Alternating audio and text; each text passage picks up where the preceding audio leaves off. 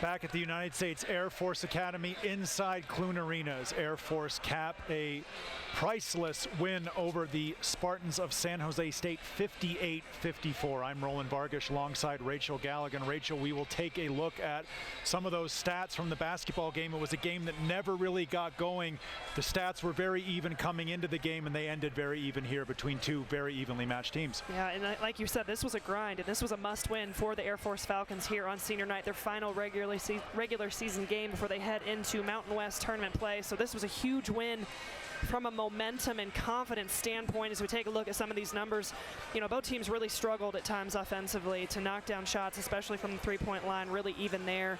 We saw both teams kind of get going late in the second half, but as you can see in the rebounding numbers, the Falcons were out-rebounded pretty heavily, but they were still able to finish with second chance points. 6 second chance points, which I thought was huge, 26 points in the paint. They forced 19 turnovers. That was, in many ways, maybe the biggest stat to this win. And 13 points came from those 19 forced turnovers, and finished with 3 guys in double figures. And I can't say enough about Lucas Mormon. I thought he was phenomenal this afternoon, or this evening, with 10 points, 12 rebound, double-double.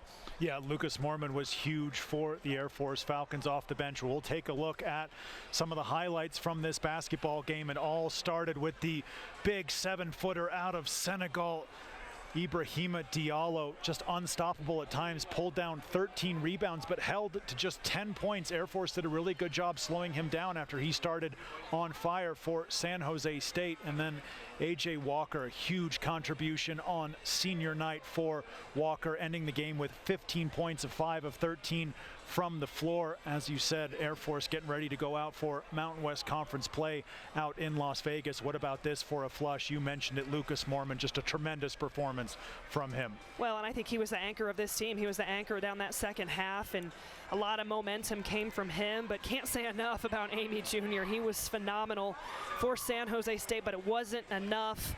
As you see the free throw there, that was a huge stat in this game. I think that's important to note. Air Force got it done from the charity stripe with 26 attempts compared to San Jose State's 13. That's another huge stat and key to this win. Yeah, and a huge free throw right down the stretch there to seal this one from Jake Heidbreeder.